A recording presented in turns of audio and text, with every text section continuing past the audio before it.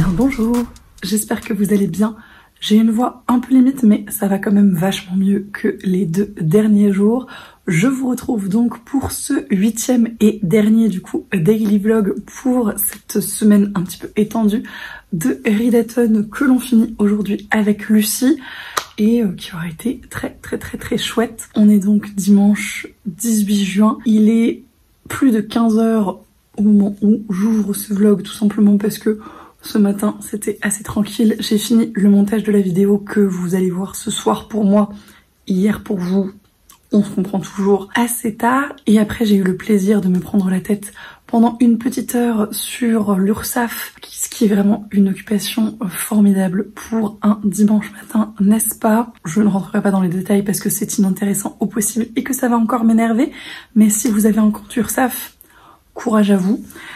Bref, toujours est-il que du coup la journée est déjà un petit peu avancée et je n'ai rien lu pour l'instant, ou presque, parce qu'hier soir je voulais filmer dans la fin du daily vlog d'hier. Du coup j'ai commencé et terminé dans la foulée le 4e tome de l'Or Olympus de Rachel Smith aux éditions Hugo BD.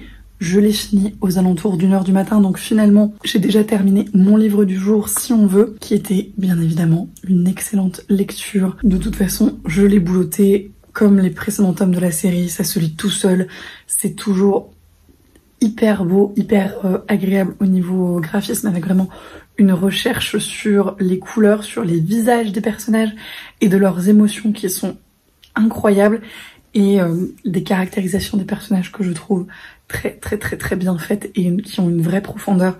Le personnage d'Hadès est un petit peu plus développé dans ce tome-ci, et notamment au niveau de sa psychologie, et c'est un plaisir d'en découvrir plus sur lui. Perséphone également, mais c'était déjà un petit peu plus le cas précédemment, mais là c'est vraiment lui qu'on suit davantage. C'est d'ailleurs très bien représenté par cette couverture, et vraiment c'était incroyable. J'ai ressenti toutes les émotions que je devais ressentir, et c'était une excellente lecture.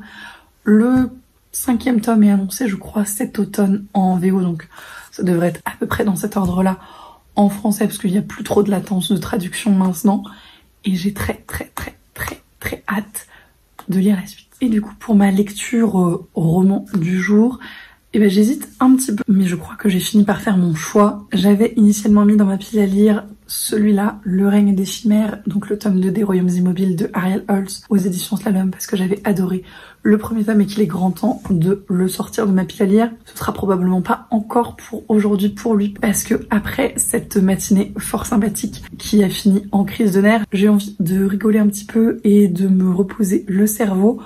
Donc je pars peut-être plus sur celui-là, le 2e tome de Campus Driver, Book Boyfriend de C.S. Quill aux éditions Hugo Roman, qui pour le coup est de la new romance, tout ce qu'il y a de plus classique, encore que le premier tome avait un gros twist humoristique et des choses assez surprenantes, et globalement j'avais vraiment beaucoup apprécié ma lecture. J'ai vu pas mal d'avis passer sur le premier tome ces derniers jours, donc ça m'a donné encore plus envie de me replonger dans la série. Donc je pense que ça va être le programme d'aujourd'hui.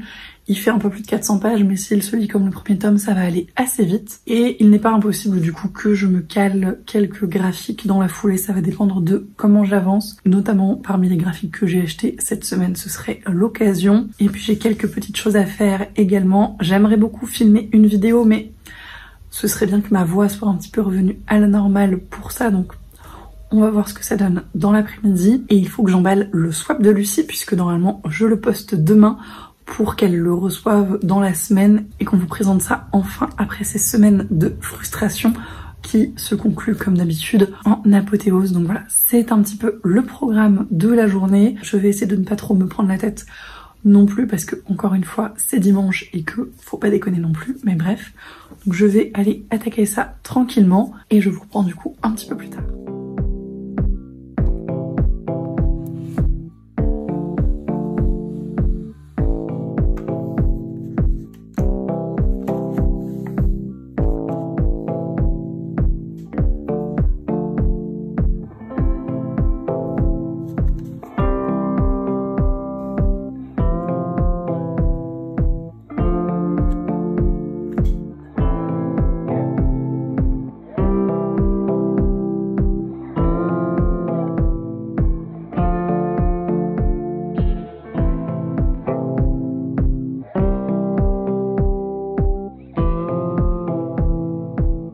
Je vous reprends, il est 18h30 passé, le swap de Lucie est emballé. Ça m'a pris un petit peu de temps, mais je me suis bien amusée et j'ai très hâte qu'elle le reçoive et qu'elle le déballe. Je pense que ça va être assez fun. Cela étant dit, du coup, je n'ai absolument rien lu pour l'instant. Clairement, je ne le lirai pas ce soir en entier, même si je pense le lire assez vite. Donc je vais voir, je pense que je vais le commencer un tout petit peu. Et puis peut-être que je lirai des graphiques dans la soirée, je ne sais pas. Mais je vais quand même lire quelques chapitres pour voir ce qu'il en est. Et peut-être que j'avancerai pas mal ce soir, on va voir. Mais je ne pense pas honnêtement réussir à le finir dans la soirée. Du coup, j'ai pas grand chose de plus à vous raconter. Je vais aller enfin commencer ma lecture et puis je vous reprends un petit peu plus tard.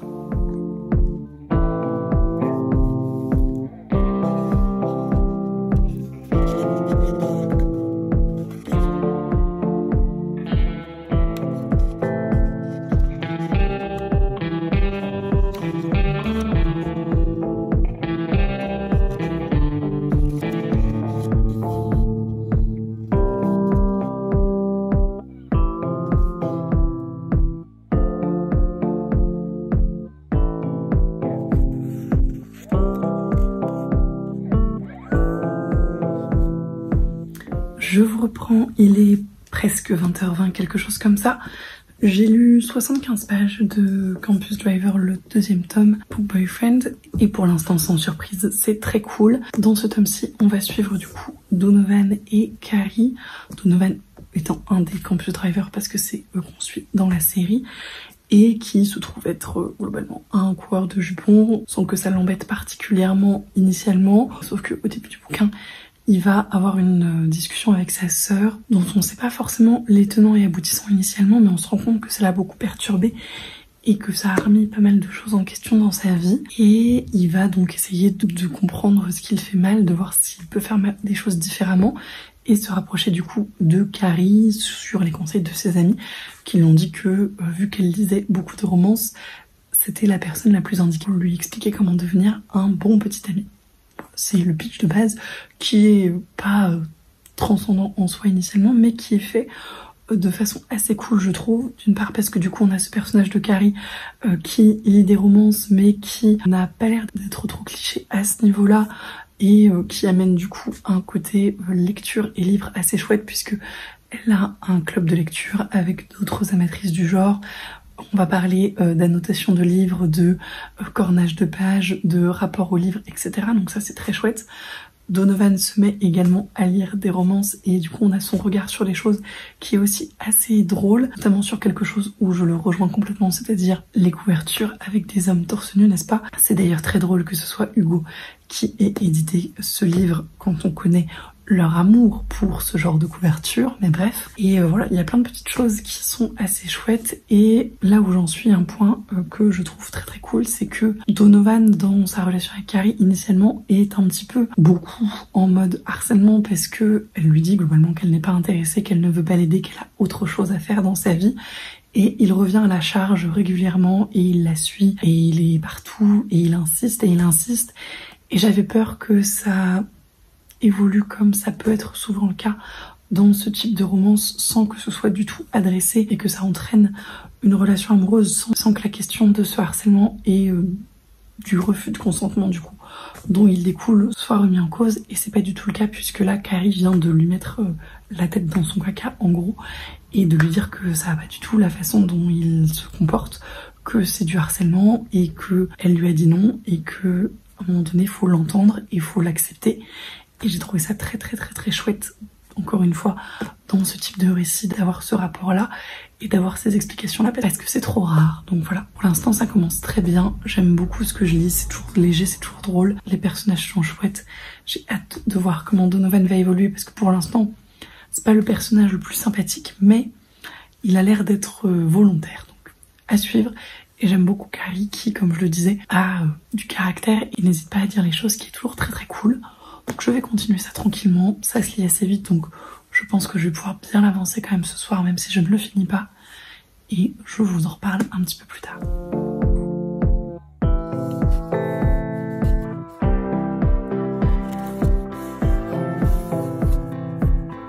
Je vous reprends, il est tout juste minuit. J'ai un tout petit peu avancé le tome 2 de Campus Driver, j'en suis à 130 pages environ. Et c'est toujours très chouette, j'aime beaucoup les personnages et comment ça se met en place pour leur relation. C'est très mignon, très drôle et ça fonctionne très bien, donc j'ai hâte de continuer, mais j'ai pas tant avancé que ça et j'avais plutôt envie de faire une pause graphique. Du coup, je viens de terminer le tome 11 de l'Atelier des Sorciers de Kamome Shirayama chez Pika, qui était bien évidemment absolument excellent et qui m'a fait passer un très chouette moment. Dans ce tome-ci en particulier, on va s'intéresser un petit peu plus à l'angoisse de la page blanche, puisque dans cet univers, la magie repose sur le dessin. Ils se dessinent des espèces de cercles avec des symboles, etc. Et en l'occurrence, ils doivent participer à un événement pour lequel il faut produire une magie nouvelle. Et l'héroïne se retrouve face à l'angoisse de la page blanche. Et il va y avoir toute une discussion avec une de ses camarades sur ce que c'est, comment faire pour s'en sortir, etc. Et c'était absolument génial. Il y a énormément de sororité et de choses très positives dans ce tome que j'ai beaucoup apprécié avec cette relation entre ces deux camarades. Mais globalement, dans l'intrigue, je trouve qu'il y a vraiment des très chouettes relations qui s'étoffent encore plus. On va parler aussi de l'intérêt personnel par rapport à l'intérêt public et de la vision des gens, de la magie ou d'autres choses et de pourquoi ils font la magie et de pourquoi les gens achètent la magie, qui sont deux choses très différentes, et le plaisir qu'il faut quand même retirer pour les sorciers et les sorcières quand ils pratiquent la magie pour que ça reste aussi un plaisir pour eux. Donc tout ça, voilà, à mettre en parallèle aussi avec le dessin, et c'est vraiment des discussions hyper intéressantes et très bien amenées, je trouve. Les dessins sont comme d'habitude absolument magnifiques, avec un travail sur les décors et sur les costumes merveilleux, et la fin qui présage des choses pas forcément sympathiques. Ce tome-là faisait un peu l'impression d'une parenthèse après le précédent qui était peut-être un petit peu plus lourd. Là, voilà, c'est beaucoup plus léger, beaucoup plus bienveillant, beaucoup plus doux, mais je suis pas certaine que ça continue comme ça dans les prochains tomes. En tout cas, bien évidemment, ça donne très envie de lire la suite. Et maintenant, il reste plus qu'à patienter jusqu'au prochain parce que celui-là vient juste de sortir. Et voilà, c'en est tout pour ce dernier daily vlog de la semaine un petit peu prolongée de ce readathon. On a tenu le cap jusqu'au bout avec Lucie et c'était vraiment hyper cool.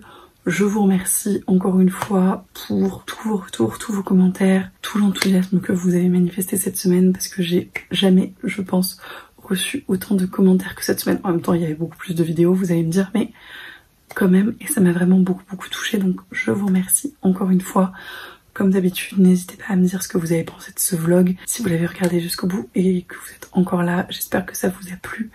N'hésitez pas à me dire si vous avez lu les 3 livres du coup que je vous ai présentés aujourd'hui ou d'autres dans les séries. Si vous avez essayé de vous challenger un petit peu ces derniers temps également en lecture ou que sais-je. Je vous souhaite bien évidemment d'excellentes lectures et je vous dis du coup cette fois-ci à la prochaine.